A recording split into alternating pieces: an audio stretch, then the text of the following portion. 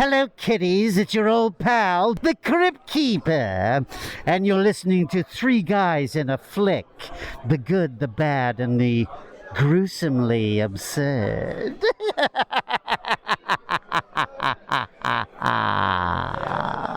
Ladies and gentlemen, please take your seats. The show is about to begin. I bet you never got to play with your daughter.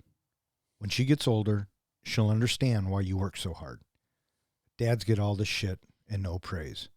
But it's all about sacrifice, right? What's with the look? Did I sound cool?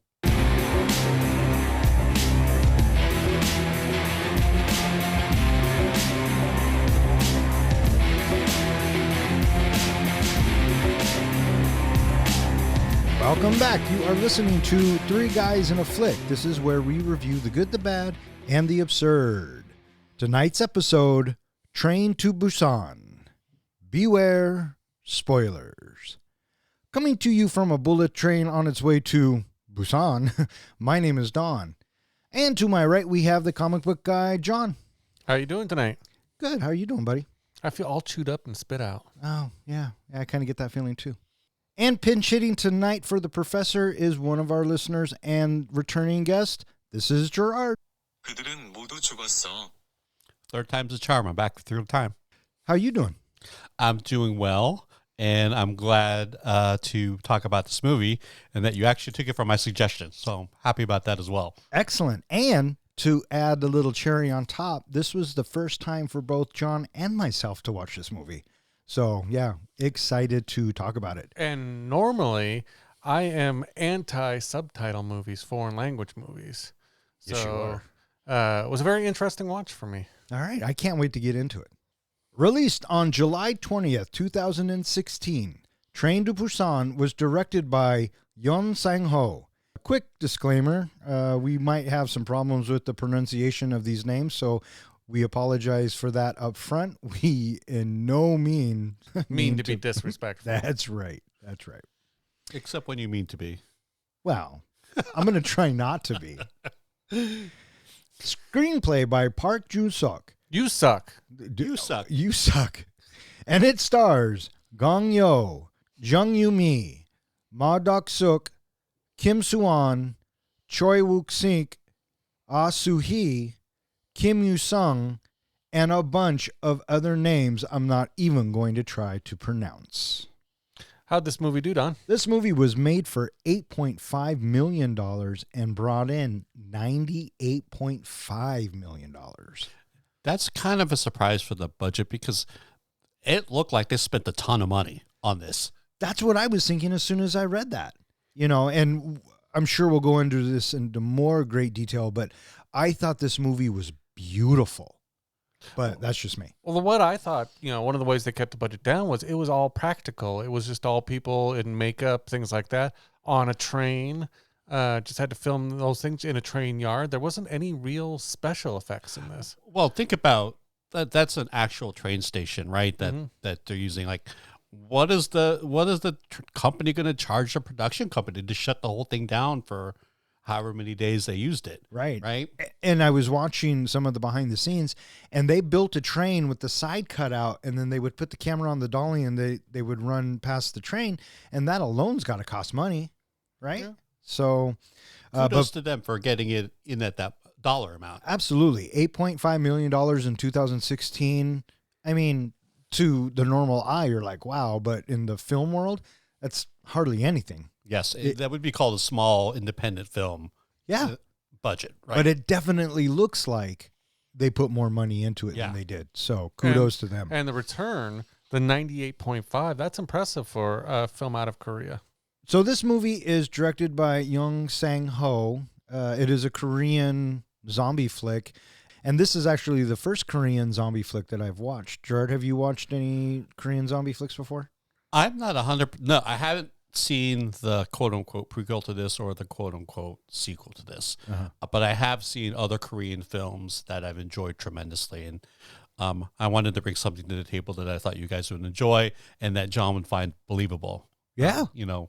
Not like he can't believe that Julia Roberts chose Danny Ocean over Danny Garcia. You were broadening my horizons and my outlook. I can see how it is. I love that. I love that. What did you guys think of the cast of this? They are unknown to me because I don't typically watch Korean films. Well, one of them was known to you. Oh, true. The one who plays, I think, Sang-hwa. I think that was Ma Dong-seok. Yeah. Dong-seok. He was Gilgamesh in the Eternals. Right. Yeah. And I keep thinking when I saw him, God, that guy looks so familiar. And then it dawned on me he was in the You look at Eternals. his filmography. He's done a ton of stuff, not only in Korea, but I think in Hong Kong and also the United States. He's done a ton of stuff. I tried to go through each and every actor, and I think he was the only one that I found for sure that had some American movies he had done. Yeah. Everyone else, I guess, is pretty big in Korea. Yeah. I could be wrong, but I think there's a couple of K-pop stars in the baseball team. Yeah. And the female actresses, a lot of them were famous models or that type of coming from that kind of like supermodel kind of jobs in Korea. Yeah. I thought the casting was well done in this movie. Most of them were believable, especially the father who kind of starts off one part. He's almost like the bad guy in the movie, the greedy guy. I'm just going to call him "You Suck." He's kind of like him, and then his pendulum kind of swings back towards our hero of this, which is the other guy. I think the standout character of this is, in fact, the little girl. Yes. Oh, she was fantastic. Yeah. And to ask a child actor to do what she did and pull it off is just amazing. I thought that all of the cast were very believable. I thought everything just seemed to flow and was just real natural in how they reacted and just how it all kind of played out. The daughter did a great job of like her disappointment in the father, right? Yep. Pulling that off. Also being scared. And then those kind of tender moments with the two older ladies. She did a fantastic job. And big role in the movie. And a key role to have to pull it off, too. Yeah. And I love how they had her not only just have people like kind of talk down to her, but then she would snap back at them. You know, I loved her little comebacks to them where, you know, mom said you're a bad person, or, you know, like when her father says you got to look out for yourself and that's why you're divorced. Right. Just those little quick comebacks, and she delivered them really well. And she called her dad on his shit all the time. And You're lying again. yeah. And it's like heartbreaking every time you watch it. Mm-hmm. And one thing I did notice about this movie kind of right off the bat is how emotional it really is. And this movie could have easily been a drama without the zombies and probably would have been as effective because I believed these characters and I actually cared about all of them throughout the entire film. Even the two sisters, the baseball team, the baseball guy and his girlfriend, all of them. They just did such a good job. Even the crew of the train. Mm-hmm. And you know who I really liked, as now that I'm talking about it, was the conductor. He was fantastic, right? Yeah. The one role that I thought the people did the best in were the zombies. I loved the way they moved, they fidgeted, they cracked and popped. They were designed so well, and I really especially loved the camera work on them because it was, to me, I'm a big fan of, of Evil Dead 2, and there's a style of camera work where you have the monster or the creature in focus and the camera doesn't move on them, but the world around them vibrates and moves. And I love that style because that's what really sets me on edge when I see a movie. It's the creep factor of that. And they use that a lot in this movie, and I just really appreciated it. Well, I was going to say, I got a sense of that. Some of the zombies are trying to out-zombie each other, and it made the movie better. Oh, I agree. There's a take, I'm like, my zombie death is going to be much better than what you did. And kind of that kind of competition maybe within the cast, within the movie. It's like, oh, I can do that much better. Watch me. I'm going to kill it. And I agree with both of you. And what kind of stood out to me, like you were saying, John, was the way they would contort their bodies and then the way that they would move and snap and pop. And it was terrifying, which is a good segue to zombies. What they did here was absolutely brilliant. And to me, it was a different take on the zombie. I am so used to our American zombies, whether it be the slow George A. Romero or the fast 28 Days Later or Cannibal zombie vampires in a cave. They all kind of have the same attributes. What struck me about these zombies was that they were blind or they couldn't see in the dark, and our heroes used that. I hadn't really seen that out of a zombie before, and I thought it was very well played. One of the things I love about this movie, and I did a little bit of research on it, was there's a difference between being an infected and being a zombie. 28 days later, they're not zombies in that movie. They are humans who are infected with like a form of rabies. In other movies, they're zombies and they're dead people who came back to life. This movie, while they call them once in the entire movie, someone mentions a zombie, we never are really sure if they are dead people who've come back to life or if they are people who are infected with a virus that is making them act the way they are acting. There was a YouTube I watched that explained how this virus worked, because the people who wrote this movie and developed the movie actually wanted to come up with a real virus and real symptoms and real effects that could create what's happening. And it explains why the zombies couldn't see, why they were acting the way they were, how the infection worked, and all that. And have you ever heard of encephalitis? Kind of. Have you heard of encephalitis or Yes, ever had I have. it? I actually had encephalitis once. Wait, you're a fucking zombie? Could be. I could be carrying that gene. Double tap, G. Double tap. It's a kind of a virus that attacks your brain, and it really just drains you of fluids. And it causes migraines, causes all kinds of pain. If untreated, you basically dry up, your eyes start to go white, things like that, because they lose all of their fluid and everything. And if not checked, one of the things that it could cause is severe nearsightedness, which is how they're explaining why the zombies couldn't see, because they had severe nearsightedness, so they could only see things close to them. Otherwise, everything else would be severely blurry. They were also saying that because of that, all their other things like smell and hearing and all of that would be heightened.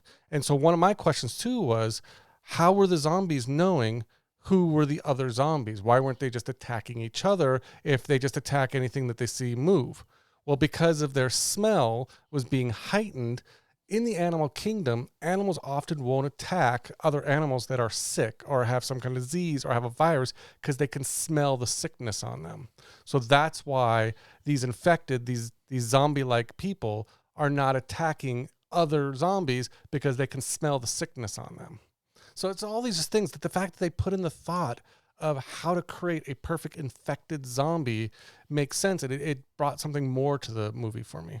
That's awesome. Well, I don't think they really explained a lot, right? But just enough, right? So a lot of zombie movies, that's the big question. Do you get the origin or do you not? Sometimes they explain, sometimes they don't. They subtly gave it to us when they said that it was the biofactory leak or whatever. And the story is that they were working on the form, I think something called the Hunan virus, which is something that works like encephalitis, almost like a rabies type thing. I think how they did it in this film is how you're supposed to do it. Not too much, but not too little. Mm-hmm. It's like, in my opinion, it was the perfect amount, because I could pick up right away that something was wrong. It was probably man-made. And in normal zombie movies, you double tap them in the head and you destroy the brain and they're dead. I don't know, outside of zombies getting run over by trains or cut in half or whatever, I don't think I saw any of the zombies die. Yeah, yes, I would agree. They don't show them dying or anything like that. And what I also appreciated about it was how fast they turned. And I noticed that some of the zombies turned faster than the others, but then I started to think, well, what if you got bit in the leg? It would probably take longer to get up to your spinal cord or your nervous system. So the way they portrayed that was just, again, I'll probably say this all night, it was beautiful. Well, that's exactly what the filmmakers were trying to show, is that if you got bit, like the characters that got bit in lower areas turned slower. Speaking of bio leaks and zombie films, Gerard, do you have a favorite zombie movie? This is right up there. I think it's a really, really good movie. The other one that, The Walking Dead was good for a while. Then it kind of got stale, if it were. But The Last of Us, that series that came out last year, that was fantastic. Yeah. That is fantastic. Yeah. So, What about you there, guy? I still am a pretty big fan of Zombieland. Yeah. Just because I love the combination of the dark, humor / horror type movie. Yeah. Mine would have to be, if we're talking about zombie films, the original Dawn of the Dead by Romero. I like what he's trying to say there. And this now is right up there as well. This one is fucking fantastic. If I had to describe this movie in one word, I mean, there's a couple of words that come up, but I think the first and foremost word that comes to my mind is intense. Oh, this movie was fucking intense. And I felt it. Yeah. Right? Yeah, they made me feel it. They made me go through it with the characters. Yeah, fucking intense. Well, let me ask you guys a question about the zombie in the room. Subtitled About movies. Subtitled movies. How do you both feel about, a movie that's in a foreign language that's subtitled? Is that So I watch a lot of foreign movies. I do. And so I'm used to it. So it doesn't bother me. Interesting point or story about that is that I saw Anatomy with a Fall with someone who was from France. And after I asked her, how was the translation? They do speak English, German, and French in that movie. But said, how was the translation? Just, I don't know. I didn't read it. I was listening to it the whole time. Oh, yeah. So, I don't know. I'm used to it in terms of like watching and reading in a movie at the same time. So it doesn't bother me. I know for a fact that I'm going to miss some cultural references and that type of thing, stuff that doesn't translate well. The AMC up in Linwood, they have foreign language films all the time.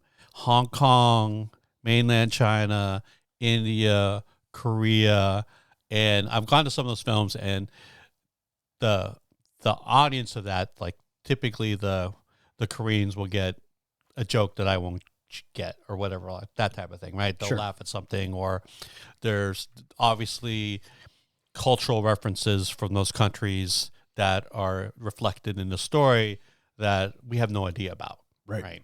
But that's just kind of I figured that's the kind of the price to pay, or that's the tax to pay to enjoy the movie. And guess what? All those American movies that we export to the rest of the world, they're in the same boat.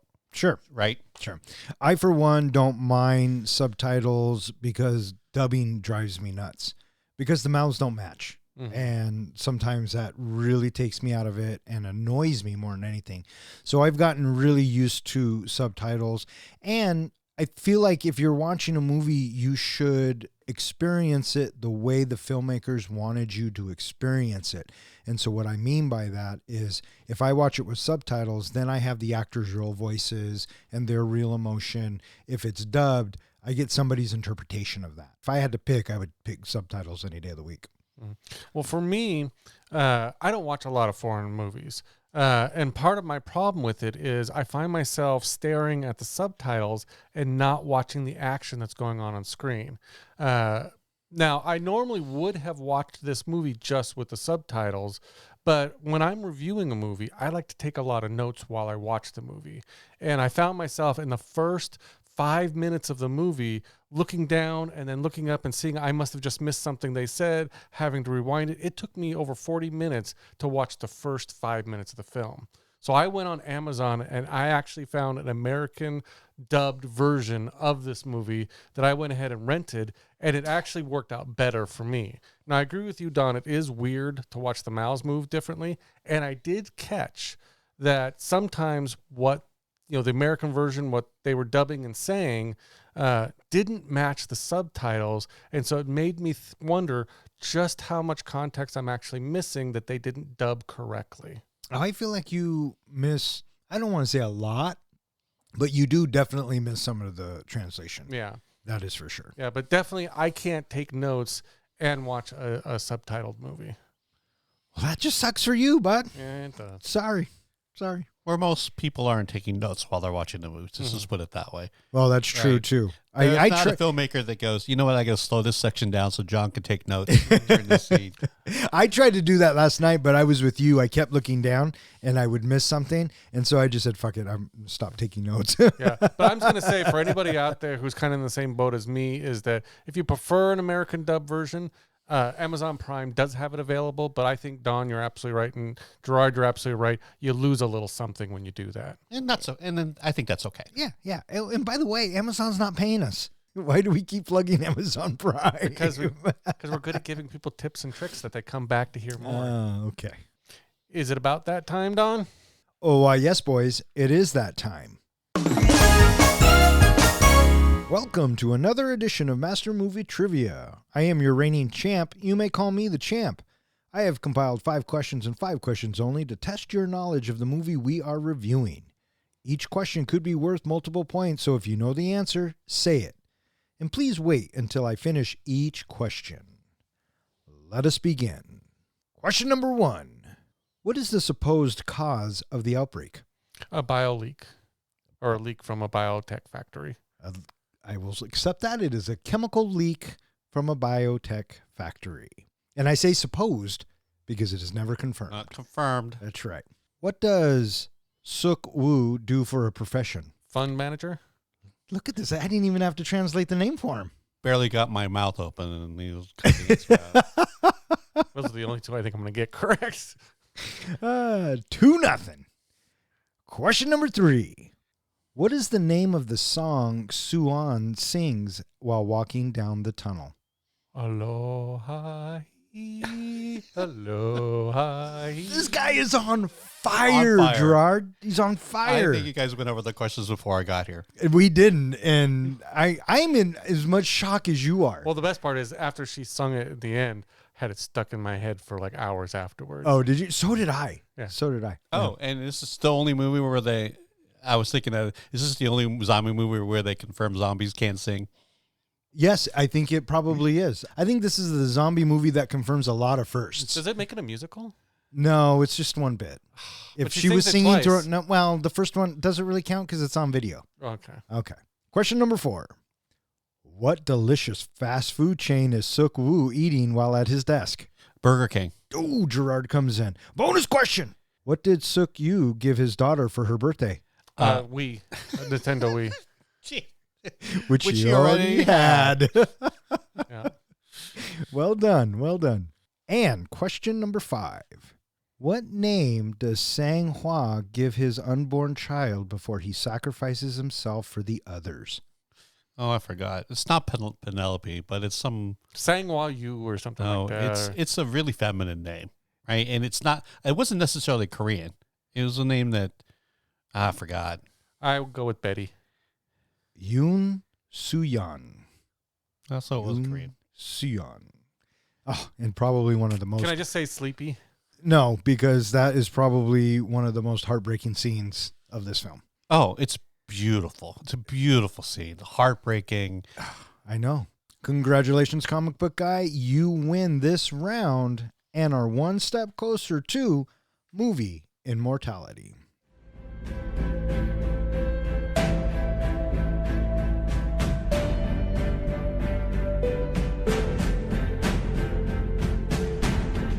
Fund manager Suk Woo is a cynical workaholic and divorced father.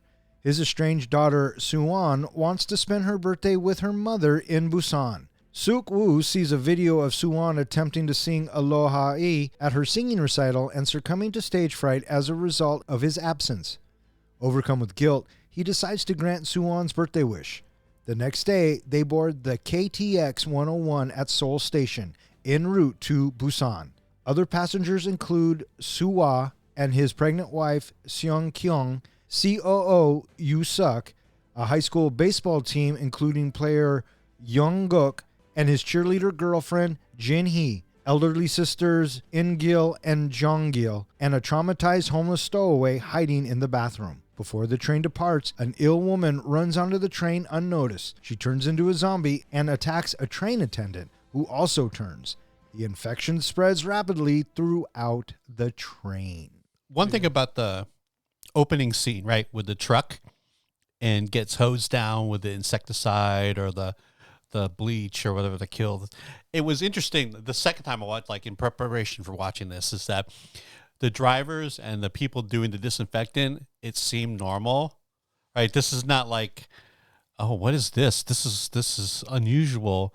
the guy was saying, "You're doing this again. You're going to kill my herd again." Right. Right. Yeah. So there is that. I mean, I've never been to Korea, so I don't know if this is like they do that in places to control pests or whatever and that type of thing. But it does go like, something's going on because this seems normal to them. Right. Right. Right. For me, the scene when that truck leaves and hits the deer, and that deer gets back up with the glassy white eyes, I thought that was a great effect. Oh, I thought it was a great opening. It's not something that we normally see. You're right, Gerard. They're going through this checkpoint like this. It's like another Tuesday, right? So something in that area has to be wrong, and life goes on. And right there, you kind of thinking, is this normal? Well, did you catch that the guy even said, I think there's another leak or something like that happens every Tuesday. So the guy pulls off, runs over the deer, and to me, this was so effective.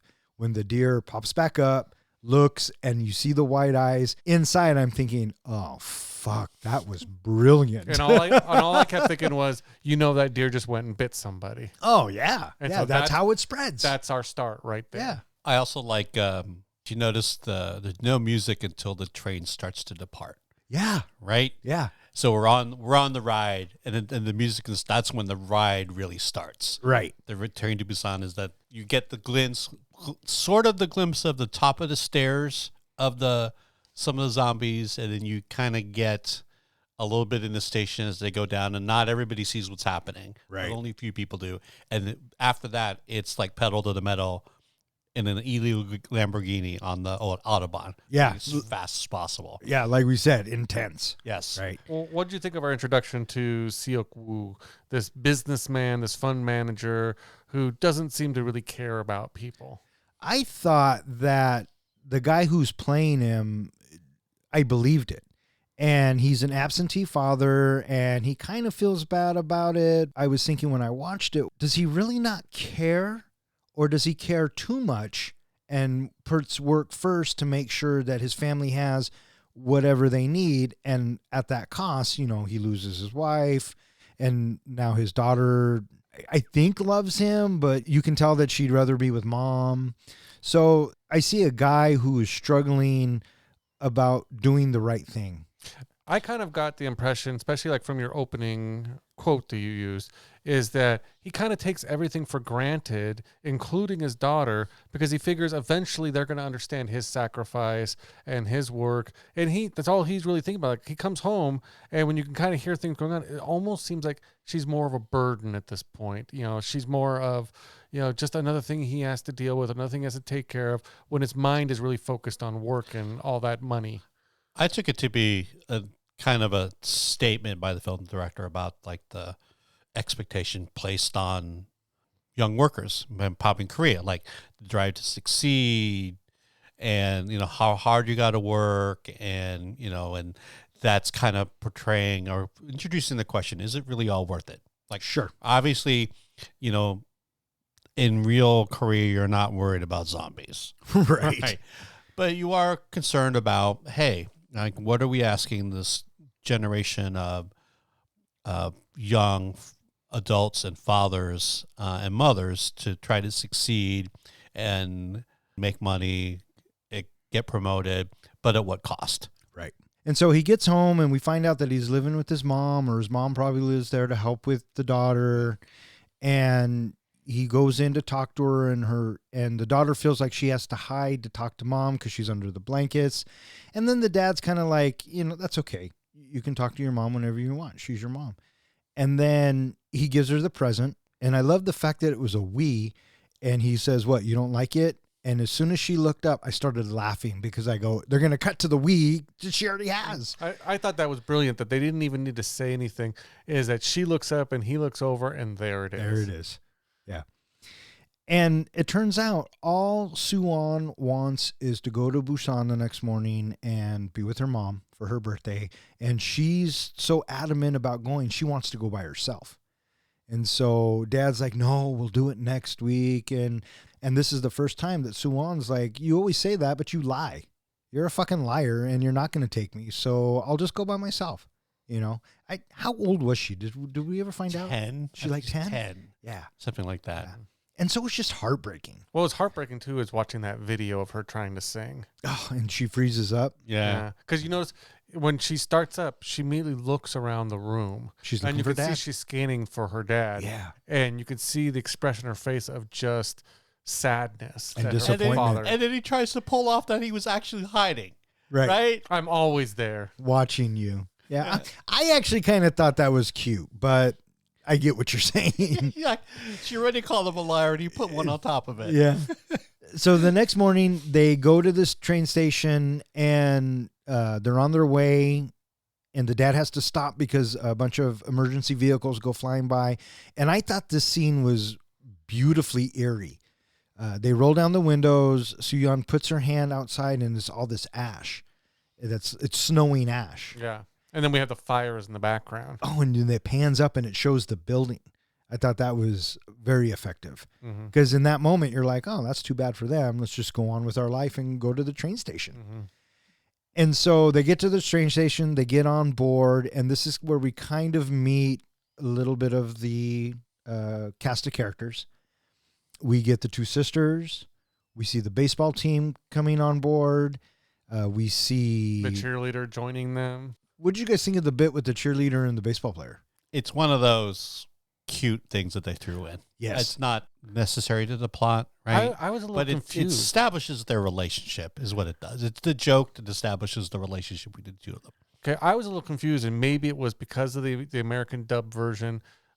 Were they already boyfriend girlfriend, or was she someone? Because she made some comment about, she chose him, she's got a crush on him, and he's kind of not reciprocating at that point. Kind of. How I read it is that someone else on the team was chasing her, and she turned him down in favor of the baseball player. From the guy we're calling baseball player, who, by the way, we mentioned is actually the son in Parasite. He went on that role. Oh, really? Yes. Oh, excellent. I got a weird vibe, and maybe it's just me, but I got a weird vibe that she was crushing on him, and maybe he was hiding a secret, like maybe he was not interested in girls. Wow. And I kind of read that because You you put notice too much thought into that one. he was really kind of just avoiding, showing her that kind of attention. Even throughout the movie, you never see them kiss. You see them hold hands a few times and run, but they seem almost more of a intense brother-sister relationship rather than boyfriend-girlfriend. My take on that is that he was avoiding the teasing from the rest of the team. Oh, okay. Yeah. And when she sits down, she says, if I say I like you, can I sit here? And he's like, you should probably sit somewhere else. And she sits down anyway. And she says, your destiny is already set. Don't fight it. Mm-hmm. And I think you're right. There was supposed to be a cute moment. And what it did for me was it really made me like these two characters right away. I like the cuteness of it. And I kind of knew that the rest of the baseball team was fucked. But I from the get-go, and every time they introduce a character in this film, I immediately either like them or, in You Suck's case, dislike them. Well, and this is also an introduction of, I love how they did this.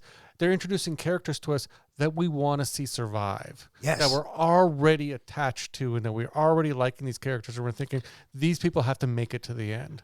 Jumping ahead, how about that scene where he just is hitting his teammates with the bat after they had turned? Oh, God, heartbreaking. Oh, With every decision that the survivors have to make in this film, it's either soul crushing or absolutely heartbreaking. Well, that's the one thing that really sets this movie apart from other movies I've seen in other zombie movies and all that. And kind of came up a little bit in Shaun of the Dead is the realism. It's not, you don't have these superpowered heroes who have luck on their side and they can just take out the zombies right and left. You have like how real people would deal with a kind of a zombie apocalypse, and that they'd be afraid and they'd freeze, and they're not always, striking the zombie and winning, and they don't all make it out. I mean, it's just, I felt like these were real characters. Yeah. And so everybody's on board the train, and the bit where the final guy is outside looking one way and then the infected girl runs right past him, absolutely brilliant. and it's kind of speaks to the randomness of the infection and the randomness of what happens to you in life, right? Yeah. Had he turned or something like that, maybe he would have held her or something like that, and then she would have turned and bit him, never made it on the train. Yeah, it's the classic sliding door effect. Exactly. Well, one thing you brought up, Gerard, earlier about the class system, I love the kind of the dual way they were showing us, here's this girl who looks like just a normal girl who's changing in a bathroom. I mean, she's turning into the zombie in a bathroom. And in the same time, they're showing us scenes of finding this homeless man in another bathroom. And they're all wondering why he's there, and they're all judging him and treating him like crap. And while she turns into a zombie and goes and kills everyone, he turns into a hero later on in the movie. And that's the classic bait and switch, right? You think you're going to get the zombie, you get the homeless guy instead. And they did such a good job with it because the zombie girl comes in, she falls down, right? I don't think she ever makes it to the bathroom. Oh. But there's a report of an unsavory character, and you as the audience member are going, oh, they're going to finally find the girl. And then out of nowhere, they introduce this homeless guy who I thought, too, at some point was going to be like the guy who accidentally gets somebody killed, right? And he's talking, everyone's dead, everyone's dead. 그들은 모두 죽었어. They're trying to calm him down, and he's perfectly fine, as in he's not infected. And on the flip side of that, you have this gal who walks down the aisle of the train, all fucked up, doing her little twitch thing, and nobody pays attention to her. Nobody even tries to help her. Because they're all minding their own business. Yeah. And I guess that's what they do. Not my business. That's right. And I love the fact, too, with the homeless guy, we get You Suck, who's talking about how this is what happens to you if you don't go to school and blah, blah, blah, and all this stuff. And I love the girl's response of, Mommy always said, people who say that are bad people. You're going to have to either pay or get off at the next stop. Yeah. But this homeless guy turned out to be pretty smart in a lot of the decisions he made throughout the movie. I'm going with you, I'm following you, and I'm doing this. And he saved, a couple people throughout the movie. And just, he, even though they talked shit about him, he was a good guy. Yeah, absolutely. Smart guy. Absolutely. And when Soo-yeon makes the comment to You Suck about, my mom says only mean people say that, You Suck's response is classic for that character. Well, your mom probably flunked out, so there you have it. What a dick! The infected girl is noticed by one of the staff, and she gets attacked. And this bit I kind of found not humorous, but did you notice that the crew member gal is walking down the aisle and the zombie lady is attached to her back, eating her neck? Yeah, Piggyback style. Yeah, and everyone's like, what the fuck is going on? And this is where we see how fast it turns. Yeah. And you're right, Gerard. This is also the bit where we get the score, and now we are fucking on our way, right? The train is taking off. We got some zombies, and shit is about to get real.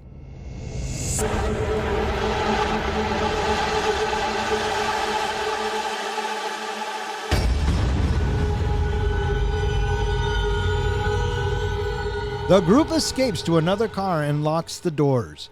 Internet reports and phone calls make it known that an epidemic is spreading southward across the country. When the train stops at Daejeon Station, the survivors find the city overrun by zombies and hastily retreat back to the train, splitting up into different cars in the ensuing chaos. Suk Woo learns by phone that his company is indirectly involved in the disaster. The military establishes a quarantine zone near Busan, to which the conductor sets a course. Suk Woo, Sing Ha, and Yang Guk, who have become separated by their loved ones, fight their way to where Suwon, Seung Kyung are hiding with Il Gil and the homeless man. Once regrouped, they struggle through the zombie horde to the front of the train, where the rest of the passengers are sheltered. At the prompting of Yu Suk and the train attendant Kai Chul, the passengers prevent the survivors from entering, fearing that they are infected. Xiang Hua sacrifices himself to give the others time to force open the door and enter the car, but In Gil is killed. One thing that I really liked about this beginning part, again, we're kind of seeing the transformation of the father in that, you notice when everybody was kind of running the cars and trying to get to a safe car, the father character, was it Seng Woo, closes the door on our hero and his pregnant wife. Yeah. And so he's kind of, like you suck in that regards, is that he's thinking about himself and thinking about his daughter and screw everyone else. Maybe. He says it was because he was trying to save everyone in there. And this virus is spreading fast, and you are very confined in a train. And what I kind of found interesting was the reaction time of people who saw zombies and then just kind of stood there trying to process of what was really going on, and all this chaos is happening. And finally they're like, oh fuck, we got to move. Right. And so they do such a good job of building the intensity in these moments that I was just blown away by it. The train station where they all get off, right? That looked like the cast had so much fun. Yeah. doing. So they get the people walking down the stairs like, oh, they're the military. And then all the military guys turn around and they ended up being infected and start running up the stairs. That's kind of a mind fuck, right? Yeah. So, yeah, they get off. And it's at this point, too, that Suk Woo uses his connections and he can get him and his daughter to a different checkpoint and be safe because they're going to quarantine everybody. And whatever that means, they don't want any part of it. So Suk Woo and his daughter break off, and the homeless man overheard the conversation, so he follows them in the train station as well. Did you catch that when, I don't know if it was translated in the subtitles, but when he was looking at his phone and contacting that person that kind of gave him the advice, he had him listed as a lemming, just as someone who's like a patsy who could help him. No, in ours, it was this analyst Kim. Yeah. Oh, That's how it came up. Oh, okay. Yeah. And this leads us to a bit where I really liked, because the movie is so intense and so much shit is happening on a train that every once in a while we'll stop the train and get off. And you would think that it gives us an audience a moment to breathe. No. Not even close. What they do is they give us an intense scene and they put it in a bigger surrounding. I love the father with the pregnant wife, saves his ass again, right? Yeah. Lets him in. And then they struggle to lock the door. And as soon as, not 5 seconds after they lock the door, run away, the whole thing collapses anyway, And right? I kept wondering myself, at what point does that glass break? And before they get through the door, the dad is going through some transformations of his own, because he leaves his daughter for a second to go talk to the military soldier who obviously is a zombie. And when he turns back, he knows he can't get to her in time and that he fucked up. And luckily for us, our hero and his wife come in and save Sun Yan, and then they take off. And just when you think the dad is going to get his comeuppance or, kind of go out like that, the homeless guy saves him. Mm-hmm. And a lot of what would you do in this moment kind of flashes through this movie, because you suck is the other side of that coin, as we'll get to. But the father is seeing that these people are making selfless decisions for strangers. And so I think that might help turn them around a little bit. And they get to the door, it busts open, and now they got to fucking move. Well, exactly what you were just saying. I came to the same thought, is when that father was walking down the hallway and then turned back to look at his daughter, who now is in trouble. My first thought is, this is his moment that it just dawned on him how much he has not been there for his daughter. Yeah. And so they're at this station, and the survivors are trying to move their ass to get to the train. Well, here's my issue with the station.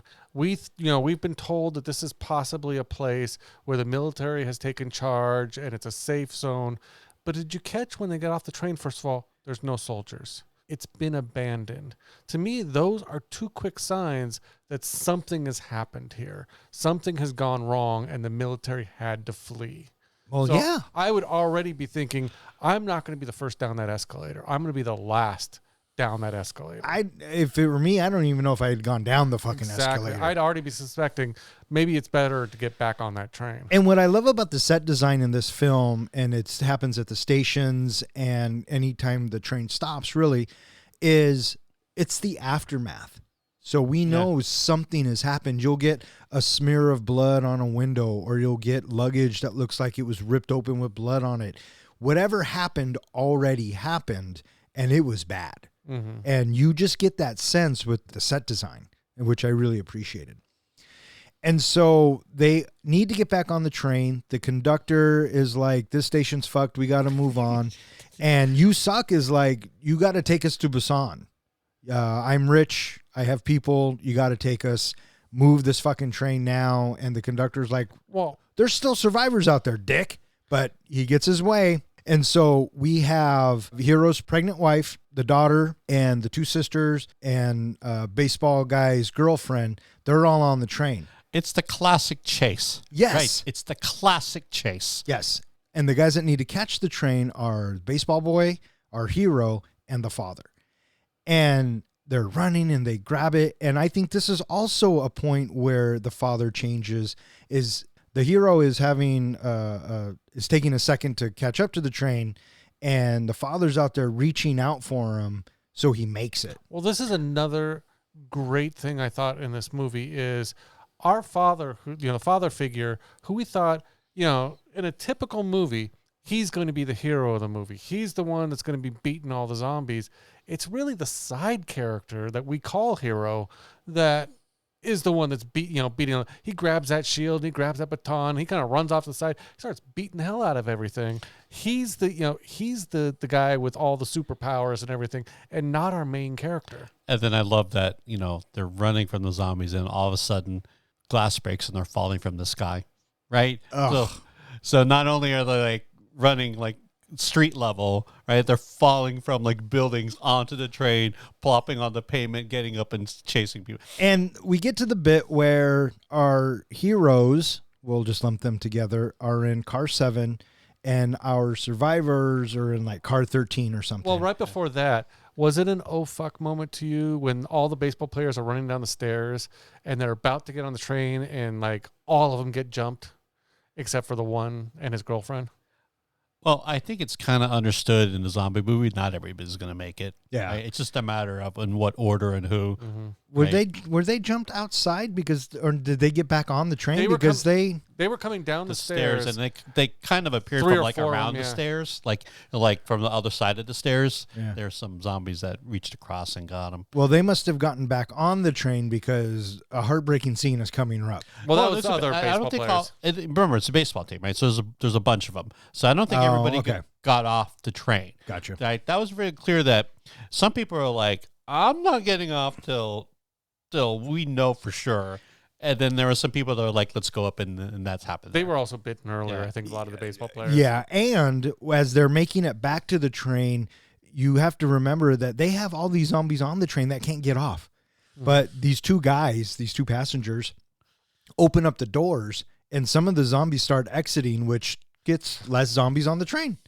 But there is still a shit ton of zombies between our heroes and the survivors. And I think it was this whole bit from them getting to car 7 to go to 15 or something like that. I think that whole bit might be my favorite bit in this entire movie. It is so well done and so well paced. And earlier on, they told us that if the zombies can't see you, they can't come after you. And so they put newspaper up on the windows and everything starts to calm down a little bit. But now you have these three trying to make it through cars where there's no room. And what the fuck are you going to do? Right? And this is also the bit where we get a tender moment between our hero and the father and just more likable moments for these characters. I barely knew Baseball Boy, but I cried when he died. Mm-hmm. Right? Because the time I did get to spend with him, I loved it. Whose death was the most crushing, though? We'll get there. Okay. We'll do that at the end. Yeah. How about that shot when they're trying to not make the noise and all of a sudden there is a noise and they go, the camera just swoop right at the homeless guy and he sees like, oh crap, I effed this up. Yeah. Right? Yeah. Oh, it's a great shot, great moment. Yeah. And I like the bit when they figure out that when they go through tunnels, the lights turn off and it's like you turn the off switch on the zombie. That's what I was just about to bring up is I loved that transition that you've got these creatures all coming at them and fighting and all of a sudden They're just nothing. Yeah. And so they have to get past the zombies, and they know it's in the dark, so they come up with the phone idea. Fun idea. Like there's a tunnel coming up in 2 miles or whatever. Right. And so our 3 heroes hide. They throw the cell phone down the aisle. They call. All the zombies go one way. They go the other way. Fucking brilliant. And I love that they combined it with some great dialogue at this point. Oh, the humor was fantastic. The fact that the guy's like, I forget what the hero had said to him. Why do you have such a tacky ringtone? Then the father says, why do you have such a tacky ringtone? And he makes some comment and he goes, well, how do I change it? Yeah. Yeah. So good. And in the meantime, Baseball Boy calls his girlfriend to let him know that they're alive. And so she starts saying, yes, they're alive. They're coming. They're coming. And then you sucks like, fuck that. They could be infected. We are the elite. Nobody is getting in here. I'm going to build a fucking wall. People are such assholes. Yeah. The one regret that I have is that I was not be able to see this in a theater with 100 people.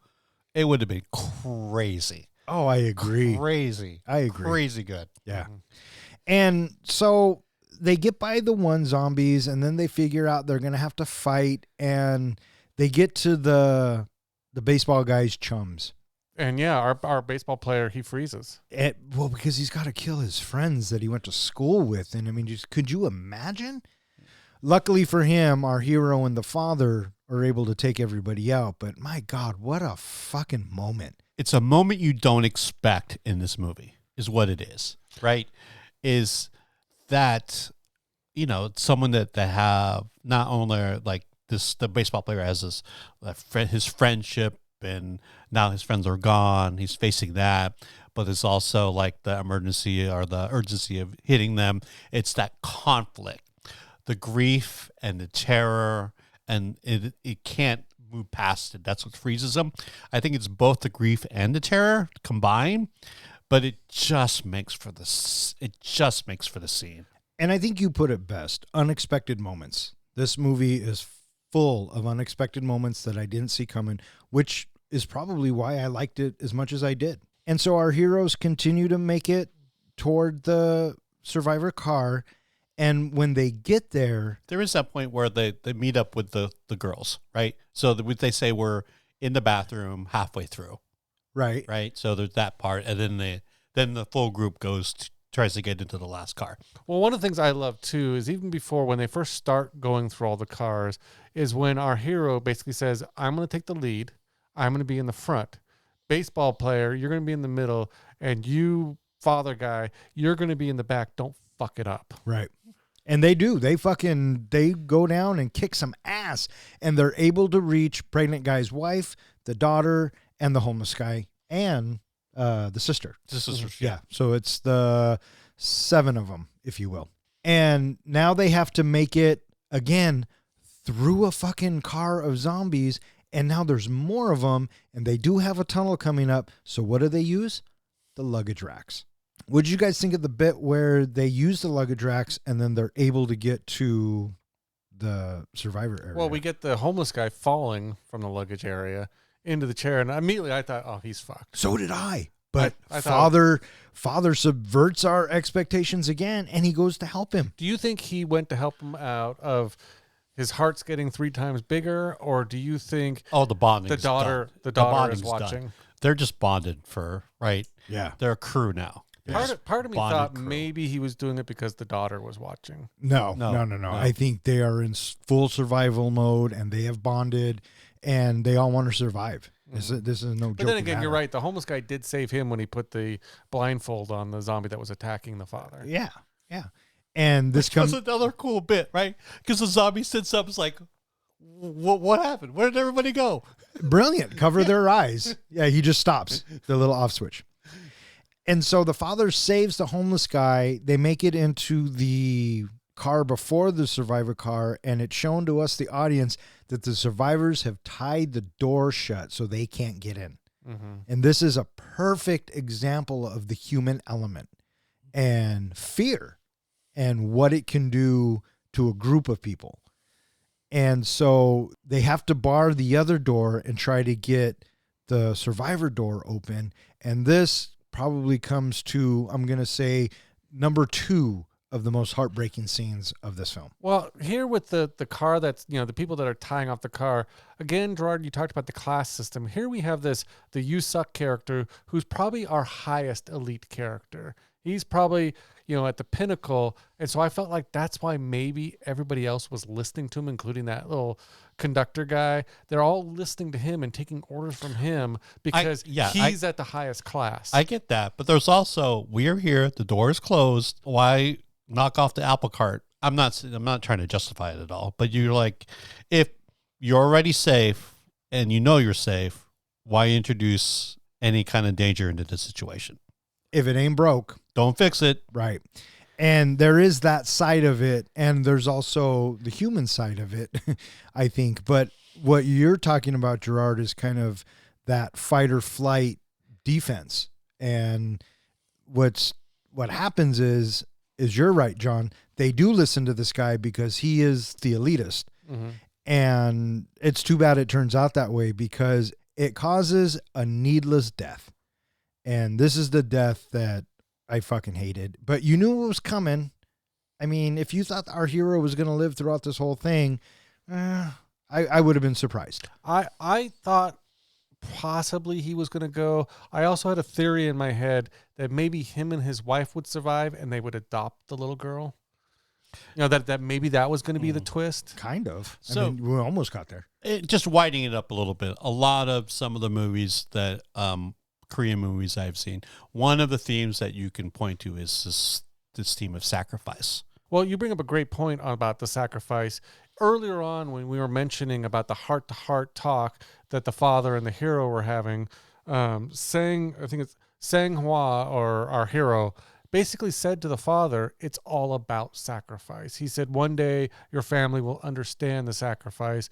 And one of the things I like to bring up every podcast is foreshadowing. And that kind of foreshadows his own death, the hero's death, as well as the father's death in the end when he sacrifices himself. Because really it is all about sacrifice. So they're trying to hold the door closed with all the zombies coming in. And naturally our hero gets bit. And what got me not only was the wife's expression and the realization that he's fucked, but as he tells the father to get her out of here and to protect her and just get safe, as they're going away, he turns around and he says, "This is our daughter's name." And I fucking cried like a baby, man. What a moment. And that's what this movie does that I don't think any horror movie has done for me, and it makes me feel that kind of that tragic emotion, or that real emotion. Yeah, we talked about Shaun of the Dead and how tender it was when the two, Shaun and Ed touch heads as they're gonna die, but it didn't have that same impact as this one did, because as we've been saying all night, this one feels more real. Well, my oh fuck moment in this movie was that woman, that old lady's head, that zombie woman's head, when it's popped up. Yeah, I was wondering how that happened. Did the zombies get underneath her and lift her? I don't know. It was just so creepy and so quick, and it bites him, and you just go, oh fuck, and you know that he's gone. And then he has it, besides saying the daughter's name and all that, he has that badass moment that he picks up a zombie and uses that zombie as a barricade to hold the rest of the zombies back. And to me, that is like one of the most badass ways I've ever seen somebody go out. And he's fighting it. He's fighting the turn until the very last second to when he dies and we lose him. Yeah. In the meantime, I always thought that You Suck was a shitty character, but what really sold it for me as they're trying to get into the car, You Suck is looking through the window and he's looking at the little girl. Obviously, she's not bit. Obviously, she's just fine. But he doesn't fucking care. So when the father cold-cocks him, I fucking loved it. Well, one of my first thoughts is when the father knocked him down and the guy started yelling, "They're infected, they're infected." And, even though he knows they're not infected, my first thought was, I would have bit the motherfucker. And basically now said, you're part of our group now. We get sent to the front, you get sent to the front. That's good. That's good. I didn't even think about that. That would have been really good, right? Yeah. I mean, it would screw with the storyline, but it still would have been good. And in a real instance, I'm with you, bud. I would have done the same thing. Yeah.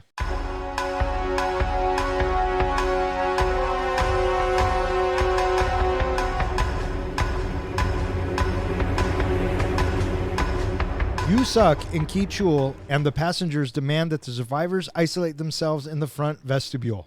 However, Jong-jil, disgusted at the passengers and despairing about the loss of her sister, deliberately opens the door and allows the zombies to enter and kill the rest of the car's passengers.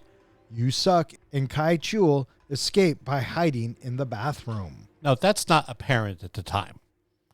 Which one? That Right, they were hiding? That they're hiding in the Yeah. bathroom. No, I assume that Yu-suk and the other dude got it too. I Yeah. thought they were gone. I thought we were finally rid of him. And you know what? I was rooting for the sister. Well, when taking a step back, when we see the sister who died first, in that car, that was another kind of heartbreaking moment when she just looked over at her sister and I'm done. This is as far as I go. Absolutely, it was a Because heartbreaking she moment. knew she couldn't rush to the next car. And the way the sister who was in the survivor car was acting, I almost thought that like she was bit and it was just taking a minute for it to get to her because she just kind of seemed out of it. But no, she was really just kind of out of it. But then when she sees her sister die and she sees the atrocities that are happening, she fucking had enough. And so when she gets up to go open that door, I was fucking rooting for her. Yeah, she was delivering karma to Yeah. all of them. Yeah, because our heroes get banished, luckily, Saves them. to the vestibule. And this car opens up and everybody's fucked. And I was with you, Gerard. I was shocked that Yu-suk and the conductor dude got away. Yeah, and it's like that another reveal, right? What do you got left? Oh, by the way, audience, like 10 minutes later, oh, no, you're getting rid of this guy yet. This was one of the few scenes that bothered me a little bit because I went back and rewatched this. And if you do rewatch it, Yu-suk and the conductor aren't near the bathroom because I think the bathrooms were near the doors. And they weren't near the bathroom when that door opened up. So they would have had to fight their way through the zombies to get to the bathroom. So I don't know how, I don't see Yu-suk being capable of doing that. I do, because do. look at the way he survived. He would maybe throw people in the way. That's probably exactly what he did. Mm. Agreed. And then the conductor guy just kind of rode his coattails, I guess.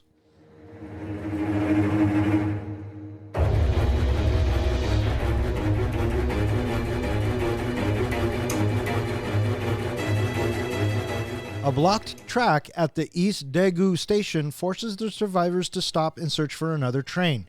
Yu-suk escapes after pushing Kai-chul into the zombies.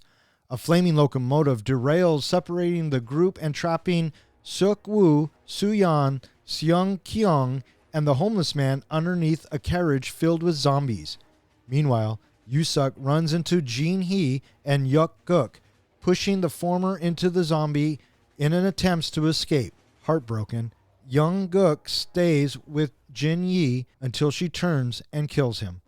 The conductor starts a locomotive on another track but is also thrown to the zombies while trying to save an injured Yu-suk. Seok-woo finds a way out from under the carriage, but the escape route is shortly afterward blocked by falling debris. The homeless man sacrifices himself to buy time for Seok-woo to clear the debris, and he, Soo-won, and Seong-kyung manage to escape onto the new locomotive. One of the things I love about this part of the movie was when I guess we're calling him a conductor, but it's really the train engineer. Right. Like goes, oh, attention everybody, we're stopping now, and if you can get off and you're safe, you can meet me on the other side and get on the other train. I'm going to the left. Yeah. Go to the left. Like, and just like such a matter of fact announcement. He could have said, we're arrived, everybody. Have a nice day. Thank you for traveling XYZ railway. See you next time. Well, my first thought was when we get to see this conductor up front is all these people have seen such atrocities, such violence, such horror. He hasn't seen any of it. He hasn't had to deal with any of it. He has had nobody come after him. So Oh, no. He's I just mean, been calm no. and everything in the front. That's not true. That's not true. You don't think he The first time he stops the train, he gets off the train. He gets it off the train. Oh, does Not he? only that, but he's also in contact with like the central command or whatever, like by radio. It's off and on, so he's getting news reports of what's going on. And there's also a shot of him looking out the window as the train's going, and he's looking at the destruction and the smoke Yeah. and stuff. I think he has a pretty good idea of what's going I'm on. just saying he he's hasn't gotta had go to through it fight for his alone. life like the others. He's Not got to yet. get through it alone. That's his kind of thing. But Yeah. oh no, he's quite aware of this situation. Oh, agreed. Now, when it comes to Yu-suk and the other conductor guy in the bathroom, And the conductor goes, "Is it all clear?" "Yeah, sure. You go first." I would not have trusted you suck one moment. Would you have gone first? No, I saw that coming a mile away. You knew Yusuck was going to throw him because, yeah, he said it was clear, and clearly it wasn't. And so now Yusuck is trying to make his way off the train by throwing other people and survivors in the way of the zombies. And in the meantime, our heroes, the father, the pregnant wife, and the daughter, and the homeless guy, they make it off the train, but another train's coming and The flaming train. and it derails. What a great shot. Oh my God, it was gorgeous. Yeah. And practical, probably. Yeah. Yeah. Here's one of the things that, again, bothered me a little bit about the movie is when they are trapped underneath and you got the window with all the zombies pounding on it. Did you notice how clouded over that window was? And you could only see the hands? How were the zombies seeing them? If they weren't seeing them, wouldn't they have been less active? No, I don't know. The smoke was probably irritating them, and the ones in front, there's something in front of it, so they probably just pounded on it. Yeah, I don't know. And it could be one of those, the glass is not necessarily a one-way mirror, but it's clearer on the zombie side than it is on the outside. Oh, maybe. Right. Sure. There's I that just kind assumed that it seemed awfully weird that they could see them down Yeah, in a 'cause- dark area. I chalked it up to kind of production design, because as our heroes are laying under the wreckage, having the image of all those zombies, just a plane of glass with just a pane of glass separating you, fucking chilling. Mm-hmm. Absolutely. And so back on the train, Yusuck is trying to get off, and the conductor had said, "I found a locomotive. It's to the left. Everybody get to the left. I'll try and wait, but we got to get the fuck out." And so Yusuck runs through the train, and he runs into Baseball Girl, and he throws her out of the way, and she gets bit. And when Baseball Boy sees it, He's just done.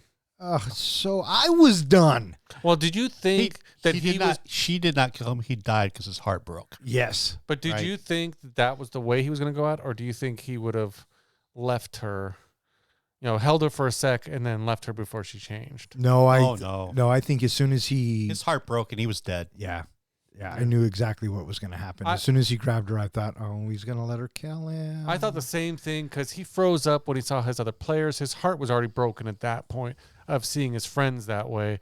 Now the trauma of losing her too, he's now lost everybody. And as not to have kicked us in the balls already just then, now we're going to get kicked in the balls again, because the homeless guy is going to turn out and be a hero and sacrifice himself so he can help pregnant mom and daughter and father escape. My thought at that point too was the homeless guy looks at the pregnant lady, looks at the daughter, and says, "I can't be a dick here. I gotta save them."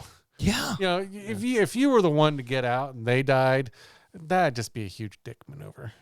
Well, the only person who would ever have to live with it is yourself. And Yeah. if you can get over it, then We missed another kind of heartbreaking moment a little bit, at least for me, was when our father character called home and got his mom on the phone. And you could hear her my God, and you could yes. hear her change over the phone. Oh, what I love about this scene is they don't show us.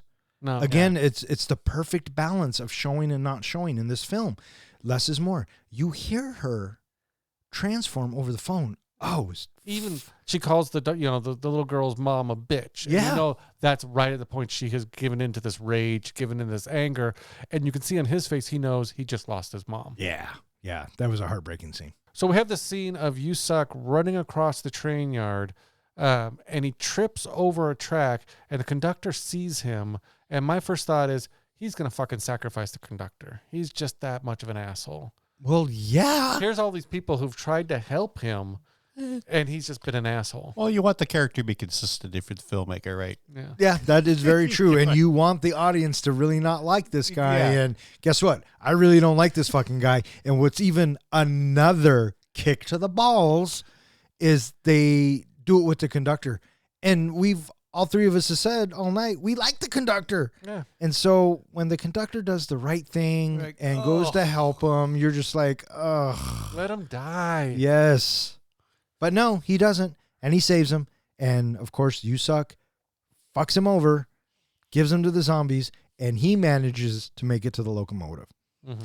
And at the same time, father, daughter, and pregnant wife are running toward the train to make it as well. She can run pretty fast for a pregnant woman. Well, Your life's on the line. Yeah, exactly. I think your performance increases dramatically if you got zombies behind you. I agree.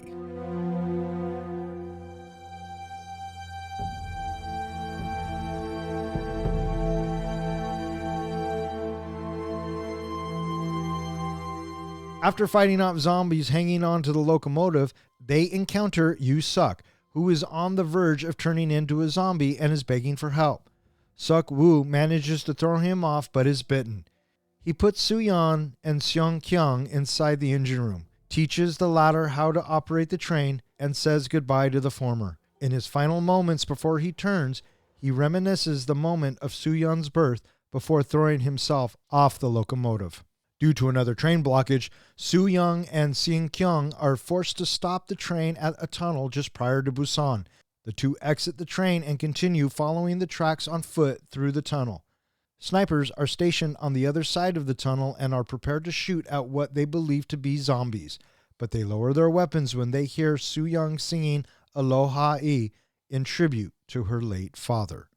Roll credits. The whole thing of the zombies attaching themselves to the back of that train, creating that whole like ladder and everything, I thought that was also creepy as hell. That's that's my favorite shot in the movie, is when they're all running after the train and started, and it's kind of like if zombies could talk.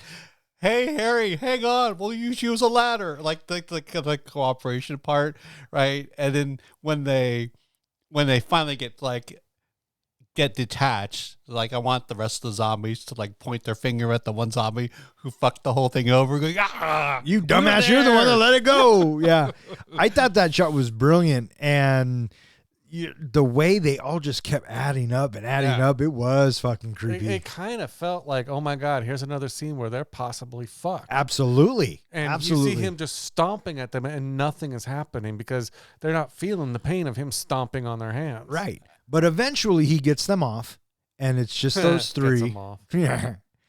And he goes to the... He starts heading to the front of the train, Yeah. and here comes...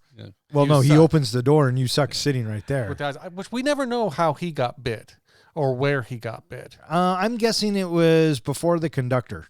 You think so? Yeah. I think so. But how, just going back a minute, how fun must it have been to do that scene as an extra, just running after that train? How fun that must have been. And I'm pretty sure how they do it is they put something down on the track and everybody lays down and they're actually being pulled. Like Yeah. on a big cloth or Yeah, something. something like that. That would be so much fun. So when You Suck gets up and he comes out and he's almost digressed into a childlike form, calling for his mommy and everything. My first thought was I would have fucking thrown him immediately from the train. Oh, I I wouldn't have waited for him to transform. He would have been gone. Yeah, no. Well, I feel like the You gotta father's be reaction careful. time. Yeah, Yeah. you got to be careful. But I also feel like the father's reaction time throughout this whole movie has just kind of been slow. Yeah. So you do have to be careful because obviously he wasn't. But priority number one is get rid of this motherfucker. But you know when he changes, he's going to become this rabid animal that goes into hyper mode.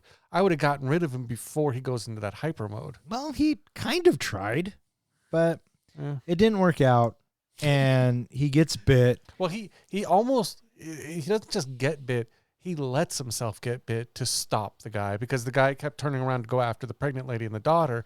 So he practically pretty much put his hand in the guy's mouth. Oh, I don't know about So it that. looked- well, if you're I going to hold a think he zombie kinda by the hooked- I chin, think he tried to hook him around the shoulder, and his arm went up. I don't think he let him bite him by any stretch of the imagination. That's just me. And so they finally dispose of him, and the father looks down and sees that he gets bit, and he knows his time is limited. And so he does the smart thing. He puts them both into the front of the car. He teaches the pregnant woman how to operate the train. And then he tells his daughter goodbye. Let's go back a little bit. So there's that point where he calls the clerk, or they get hook up back on the phone, and he's like, "Are we we're responsible for this. We publicize this company. We have people invested. We're responsible." And the father says, "No, we're not. No, you're not." Right? Absolves him of that sin. But then he's washing his hands, trying to get the blood off his hands, and the symbolism of like, he knows he's indirectly responsible, and there's the sin, and there's blood on his hands, and that's really the signal that he's not going to survive. To me, in this movie, right? I assumed he wasn't going to survive because it's a zombie flick, and I kind of had put it in my head that it was just going to be the little girl, because I totally saw pregnant mom becoming a zombie and zombie baby. Oh, I don't know if they're going to pull that off. But I am so glad they didn't do that. Let me just say that. Well, what they have done in other movies similar to this, or shows, things like that, is if the baby had died in the womb, the baby sometimes becomes a zombie and eats its way out. And I kind of thought, if they're going to get gory, if they're going to get gruesome, maybe that was going to happen. But as soon as the father, the hero, named the baby, I knew this pregnant woman had to survive. Oh, that's good, because I wasn't so sure, and I am so grateful that they didn't give us a zombie baby. I did have an inkling for just a few seconds when they were in that tunnel. Are we going to end like, was it the Day of the Dead or Dawn of the Dead? Night of the Living Dead. Night of the Living Dead, where, the hero gets shot in the end because the soldiers think that they're zombies. Right. Well, it's a callback. It's a complete callback to that, right? That scene is a callback to the exact ending of that movie. Oh, yeah. But before we get there, the scene that I just absolutely fucking lost it was Dad has already turned, or is on his way to turning. He's at the back of the train, and he gets to remember holding his daughter for the very first time. And he gets to have that moment of happiness before it takes over him. And the look he gives the camera and that smile he gives, it looked like pure joy underneath hell. Well, my thought was probably the last time he ever felt that level of joy and happiness was holding his baby for the first time. And he's now been taken back to that. He's almost, his whole journey, his whole arc has taken him back to that moment of pure joy and remembering what it was all about in the first place. Yeah. And that I love too, again, talking about some of the camera shots, we didn't see him fall off. We saw his shadow fall off. Oh, it's so poetic. Again, less is more of just seeing that was very poignant to me. Oh, I agree. It's one of my favorite shots because he sacrifices himself and we don't need to see it. We know what's happening. And just the emotion on the little girl's face too, because we cut to him as he's smiling and getting ready to move on. And then we cut to the little girl through the window of the front compartment, and she is just going fucking bananas. And it's kind of silent, and such a moving scene that I was not expecting it in this type of film. And this movie just kept blowing me away. And so father's gone. It's just these two. There is another blockage, so they have to stop the train, and they're walking through the tunnel, and we see the military. And I thought for sure, I was with you, John. I thought for sure they said, kill him. The screen was going to cut to black, and then you heard 2 gunshots. I was so happy. If there's such a thing in such a depressing movie, but I was so happy to hear that little girl start singing, going, that's fucking brilliant. Well, the thing I thought too is it was a little bit of foreshadowing earlier on in the movie when the father was talking to her about the song, and he said, you didn't finish the song. You always have to finish what you started. And at the finish of the movie, she finishes the song, which saves her life. So that, again, kind of, like I said, it was a foreshadowing how this movie was going to end, is with the song. And so they don't shoot them. We assume they survive. We cut to black. And that was the train to Busan. So after this movie is said and done, did you get the moral to the story? Did you get what like the whole allegory of the story was? Don't be a dick. If you screw others over, it'll come back to bite you in the ass in the end. Oh, is that what you got? Mm-hmm. Mine was, don't live somewhere where a biotech leak is a common thing. Yeah, it just happens and people just brush it off. Yeah. This for me though, it's a great piece of cinema. A lot of thought behind it. Production design was there. It looked like it was a lot of fun to make, right? Overall, just a fun. I mean, obviously not a hard subject in certain spots, but just a fantastic movie. Yeah. Did you hear that there is a possibility of an American version of this movie coming? Yes, and I'm kind of disappointed. They want to put it on a train in New York. Yeah, it's called, the title of it was The Last Train to New York. Yeah. And it was supposed to be released, I think they've actually already filmed it. It was supposed to be released April 21st, 2023, but then it just, I don't think they've given a reason. They removed it from the schedule and they have not had any new release date added. Which probably means it sucks. Yeah. Well, if it's an American version of a Korean film, it sucks. Welcome to a new segment we like to call Face the wheel.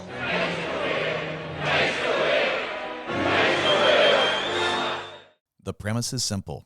I will spin the wheel and whatever category comes up, John and Don will apply it to the movie we are reviewing.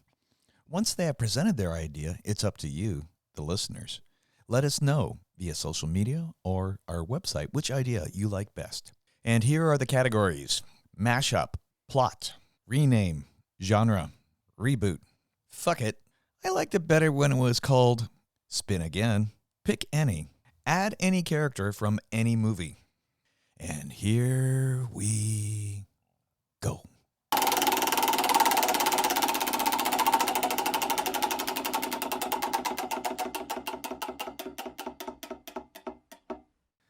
The wheel has landed on plot. So we've got to come up with a different plot to this movie, but we love the plot of this movie. I know, but that's the point of the game, right? You got to come up with a different plot. I think if I was going to change the plot a little bit, I would still do the zombie thing. I would still do, I don't think I would even reference zombie. I would do the 28 days later, that they are just rabid. They are just rabid humans that are just biting and eating and just angry and killing people. Maybe I would do it on a plane. It'd be a little bit different on a plane because there'd be a lot more confined space, but you'd have kind of the baggage area. You'd have different parts of the plane. You'd have outside the plane. How would you get away from zombies on a plane? Well, you wouldn't, first of all. And I mean, that doesn't really change the plot. And I don't give a fuck what anybody says. Rabies, undead, what's the fucking difference? They're monsters. Mm-hmm. That's the point, right? But I get it. People are purists and they love the rabies versus the undead bit. If I were to change the plot, I think my plot would be they are on a train. It's the father and daughter, but they're going to go see the mom in Busan. And the plot is there is a bomb on the train. So not zombies, a bomb. And the father stumbles upon the plot and he has to prove that he's not a piece of shit and he saves his daughter and the train. Basically, it's Die Hard on a train. So, if I were to change the plot, I'd be our COO, kind of the enemy guy, right? Making him a military like attaché instead, and his mission is to deliver this chemical to North Korea and launch the zombie apocalypse there, but it gets loose in the train before it gets to Pyongyang. So the race really is to, can they contain the zombies long enough to not get them in South Korea, but let them loose in North Korea instead. So that's the race. So the whole plot of the movie is to infect North Korea with zombies. Yeah. Hey, we'll take your idea and John's idea, and we'll just crash the fucking plane in North Korea, right? Or no, we can have them jump out because we know it doesn't kill them. Well, the father at the end has to take the zombie virus bomb and jump off the train to sacrifice himself. I love it. See, every week we come up with new ideas for new movies. Your combining of our two movies actually is a movie kind of that I saw about 2 years ago, a Korean movie, Emergency Declaration. Let me just read the description. Oh, please do. Take your seat. While investigating a terroristic threat that goes viral online, Korean authorities discovered that a suspect has recently boarded an international flight bound for the United States. When the healthy passenger on the same flight suddenly dies a gruesome death of an unknown cause, panic surges in both in-flight and on the ground. With steadily decreasing fuel and an international refuses to offer aid, the captain and crew will be forced to take an unprecedented emergency measures in an attempt to save the lives of their passengers. There you go. Inadvertently, we came up with it. Yeah, but Or we stole it. Yeah, that's probably better. I will say though that it's a not typical Korean movie, but it's obviously there's no zombies in this movie, but there's this kind of like virus in the movie. It plays the same way. Yeah. It plays the same way. It's not as good as Train to Busan, but you can definitely see it's in the same kind of genre. Yeah. And there you have it, listeners. Let us know via social media and our website who you thought had the better use of category. And that concludes this week's Face the wheel.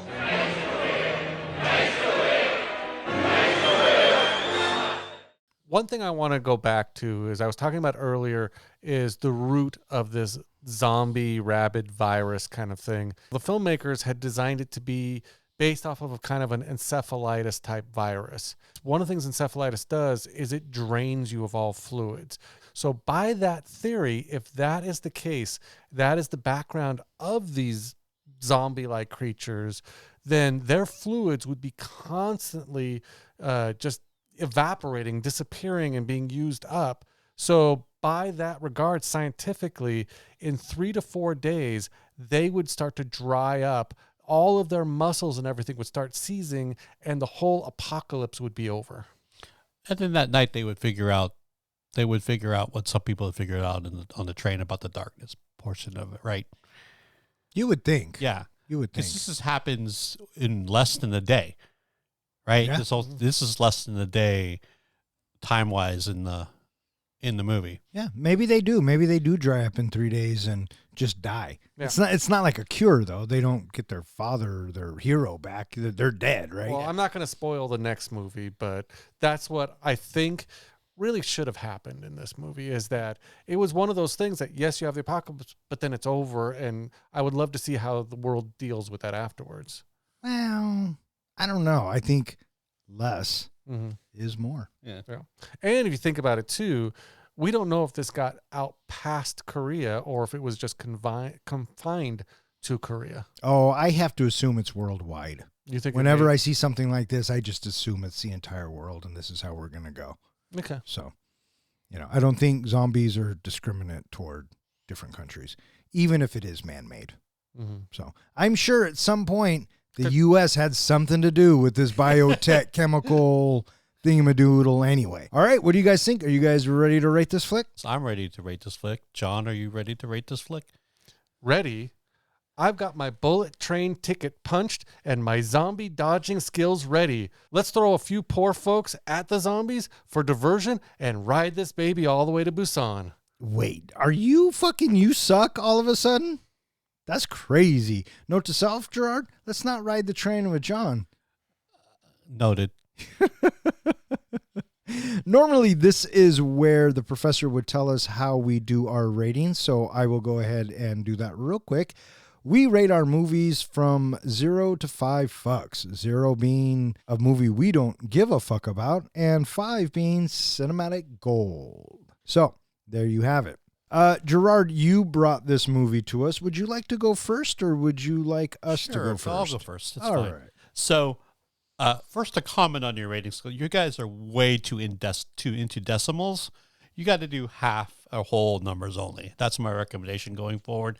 None of this 4.75962 fucks that you guys are giving all the time. We don't. It's We give quarters. quarters. Yeah, Go no. quarters. Half or whole numbers. All right. You know what? Noted. How about that, bud? He's going to hate my rating. So I will say, just as some background, I think that Korean cinema is fantastic. There's some really, really good films that have reached mainstream America, that have reached art house America. Really, the one that everybody knows about, obviously, is Parasite, which won the Best Picture a couple years ago. And then this year, Past Lives, although some of that's in English, it is also a Korean movie, was nominated for Best Picture this year. And they're not afraid, at least Korean filmmakers are not afraid to broach either taboo or controversial subjects. So for the listeners out there, I think there's a lot. If you haven't watched Train to Busan, by all means, I'm going to recommend that. But also there's some other Korean movies that I think people should check out that are worth your while. So against that background, this is a really, really fun popcorn movie, right? With not only intense scenes, but emotional scenes between family members, between couples, between sisters. And like I referenced earlier, the zombies are never the enemy, right? In these movies, there's usually some antagonist. In this case, he's the chief operation officer. But it takes you on a range of emotions to heartbreak, but also you're just like screaming and like raucous laughter because of zombies falling from the sky off helicopters. It's also, like we've mentioned a lot of times, less is more and that type of thing, but it almost seems like a perfect balance of all these different elements that people like to go to movies for. There was just enough family connection, just enough horror, just enough gore, just enough action, all wrapped up in a nice tight bow for 2 hours and 2 minutes, I think is the runtime. So my rating really is 4.5. And I think the only half missing for me is I'm sure that I'm missing stuff that's lost in translation, that's meant for the Korean audience, that I'm missing. So kind of like hopefully through some way I can gain some understanding of some form of Korean background and give us some more understanding of that. Maybe we'll get to the 5. But it's a fantastic movie. It's one of my favorites. I'm glad you guys enjoyed it. So 4.5 for me. 4.5 fucks from Gerard. You or me, guy? I'll let you decide. Okay. I'll go next. Well, you go next. Thanks, buddy. I was very, very pleasantly surprised by the Train to Busan. I had heard about it. I had watched the trailer. I knew I had wanted to watch it. And then when Gerard said, hey, let's do this movie, I was like, fuck yeah. I didn't mind the subtitles. I thought the cast was wonderful. I thought the production design and just the look of the film was beautiful. The tone of the film was beautifully tragic. And they did such a great job conveying emotion and having that perfect balance between, like you were saying, gore and horror and comedy and drama. I mean, it really does touch on all of the elements with the exception of maybe comedy. It's not very funny. There are a couple of lighthearted moments, but it wasn't meant to be funny, right? If I had to describe this movie in one word, I would say it's fucking intense. Would I watch it again? Oh, yeah. Have I become a fan of Korean cinema? Maybe. I'm definitely open to checking out more Korean movies. Just the way they're put together and just the love and respect that is shown whilst making this movie, it comes across on screen. Yeah, I am absolutely blown away by this movie. So I'm going to give The Train to Busan 4.75 fucks. And that 7.5 was just for you, Gerard. Fair enough. Your guys' podcast. I'm just along for the ride. The train ride. There you go. Nice. You're up there, buddy. Okay. Before I start, Don, do you want to guess what my rating is going to be? Well, I am, to be honest, very surprised with how receptive and open you were to this film, because I know that you don't like subtitles, and there's nothing wrong with that. We all have our different likes and not likes. So I was curious to hear how you would talk about this movie, and going solely based on what you've said tonight, which is what I can only do, I really think you loved this film, and so I think you too are going to give it 4.75 fucks. Final answer? Final answer. Okay. Really quick, when Don first mentioned this movie to me, I was a little taken back. I was like, is this going to be an artsy flick? What is it? And you just kept saying over and over again, watch the trailer, watch the trailer. And after I watched the trailer, I was like, okay, we need to do this movie. So I was totally great with this movie. From just seeing the trailer, I think I was already hooked. Train to Busan is not just your typical zombie flick. It's a great example of how character dynamics and development should be done in a film. At its core, the film revolves around passengers aboard a speeding train, each with their own fears, flaws, and strengths. One of the best examples of this is the journey of Seok Woo, as he evolves from someone similar to Yu Suk, a greedy, selfish man, to standing up and showing the strength of a protector, much like Sang-hoo, to eventually becoming selfless like his daughter when he sacrifices himself. Moreover, the film expertly utilizes its cast to highlight various aspects of humanity, from altruism to cowardice, showcasing the full spectrum of human behavior under duress. Through their interactions and choices, we witness the complexity of human nature and the resilience of the human spirit in the face of unimaginable horror. We don't have the perfect hero in this film, and I appreciate that.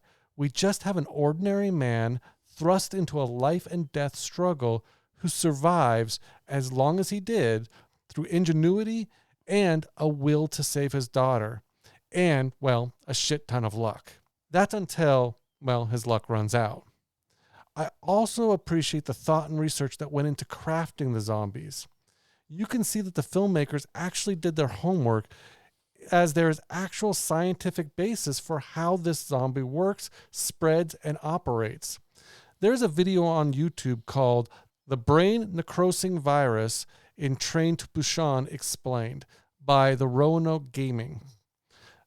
They did a great job of breaking down how the filmmakers applied real-world viruses and their effects to create these rabid zombies with limitations that actually make sense. Overall, Train to Busan is a gripping emotional journey that will leave you invested in its characters. It's the first movie in a long time that I couldn't guess who's next or who's coming back. I found myself voicing out loud, "Not him." I have to admit, when I first heard that we would be reviewing a subtitled movie, I was already dreading it. But if you're looking for a realistic zombie movie with the right amount of suspense, horror, gore, and development, this is the one to watch. So for those reasons, I'm giving Train to Busan 4.75 fucks. That's a bingo. Fuck yeah. Do I know this guy or do I know this guy? Well, you've done enough podcasts with him. You can probably figure it out. Yeah, well. With 4.75 fucks from me, 4.75 fucks from the comic book guy, and 4.5 fucks from Gerard, we will only be using the average between the comic book guy and myself. That gives the Train to Busan an average of 4.75 fucks, which puts it in the number 3 spot. Wow. Tied with Lethal Weapon, Kill Bill Volume 2, Die Hard, The Shawshank Redemption. It is slightly better than Goodfellas, Pulp Fiction, Black Panther, and Stand By Me. And it is slightly worse than Jaws, The Dark Knight, Raiders of the Lost Ark, and Ghostbusters. Okay. So it's I up can buy there. that. Yeah. Yeah, Yeah. the way I look at it is The ones that are better than it, would I watch those over this movie? Yes. The ones that are worse, I could see myself watching this movie again over those other movies. I think with what it's tied with at the number 3 spot, if you asked me what I wanted to watch, it would definitely depend on my mood. Yeah. Because they're all right there. And Gerard, I got to say, thank you so much for telling us to review this and suggesting it. It's been a long time since a horror movie, especially, made me think and made me go, oh, that was fucking awesome. It's a great movie. Oh, it's fantastic. And I fucking cried like a baby through the entire fucking thing. All right, that is going to wrap it up for this episode of Three Guys in a Flick. If you would like to know which movie we're going to be reviewing next, please check out the website. Speaking of which, hey, John, where can they find us? Well, they can find us at www.threeguysinaflick.com, where we go ahead and post all of our podcasts, show notes, anything else we feel like putting on it. There's also a web form on there that you could submit a movie you would like us to review next. You can also find us at everywhere that hosts podcasts, as well as all of social media. All right. I just want to thank Gerard again for coming on and pinch hitting for the professor. Did you have a good time? I had a great time. Thanks for having me again. Absolutely. And thank you for the suggestion. We look forward to more of your movies in the Bronco helmet. As long as they're not subtitled. Oh, no. I welcome the subtitles, I man. think from now on, I should only do subtitle movies. I tend to agree with you that. Why do you hate me? Hate you? You just gave it a 4.75. Trust the process, my brother. Trust it. The American dubbed version. I also want to thank anyone else who listens and who has suggested a movie. If you keep listening, we'll keep recording. For Three Guys in a Flick, I'm Don. I'm John. And I'm your guest, Gerard. Thanks for listening.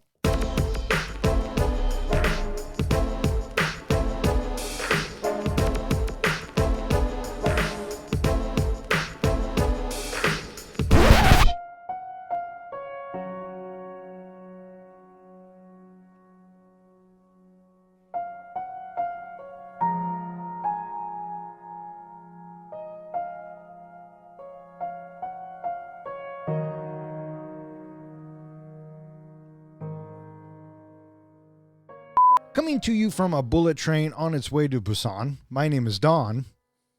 Yeah, that rhymed. Oh, for fuck's sakes. Bite him. Bite him. Yeah. That's my impression of a zombie. I will whoop your ass. Do you know I hate zombies? Yeah, I know. Aloha. Aloha. Can you guys keep doing that while I read the plot? Zombies don't sing. No, but little girls do. I would hope that I would be able to survive a zombie apocalypse with you. Can I trust you, or am I gonna turn my back and you're gonna stab me in it? He's going to slow you down with all the memorabilia and all this stuff he's lugging around. John, you better drop that fucking Thanos and move your ass. You take a baseball to my head. No problem. Hey, if either of you turned into a zombie, I would fucking end you. But I would expect you to do the same thing if I turned into a zombie. I do want to bring up, though, Don, you asked, you'd expect the same if you became a zombie. No, I'd be locking you in my shed to play video games. Hey, this isn't Shaun of the Dead, dude. I'm going to eat you. Listeners, you can't see this, but the comic book guy was just in deep thought because it is that time for our podcast. And Gerard, if you haven't listened or if you do listen, this is the part where we give a porn name to the movie that we have been reviewing. You got one? I do have one. Do you have one? I have one, and I didn't want to get too vulgar with mine because there was an easy one, but I didn't like it. Yeah, well, no, if it's too vulgar, we don't want. I mean, if you don't feel it, then don't say it. Mine is Train on Busan. I was very close. Like running a train? I was very close. Mine was Train on Ms. Busan. Oh, I like that. That's even better. I don't got one. I didn't think so. His listeners, Gerard's face right now is he's like, what the fuck is wrong with you guys? What? It's Busan, not Busan. Busan? Yeah. Have I been saying it wrong this whole time? Sure. We already said we were butchering the names like in the beginning. Well, but with that one, you could have at least told me. All right. May all of your days and nights be filled with happiness. All right. Fuck off. Good night.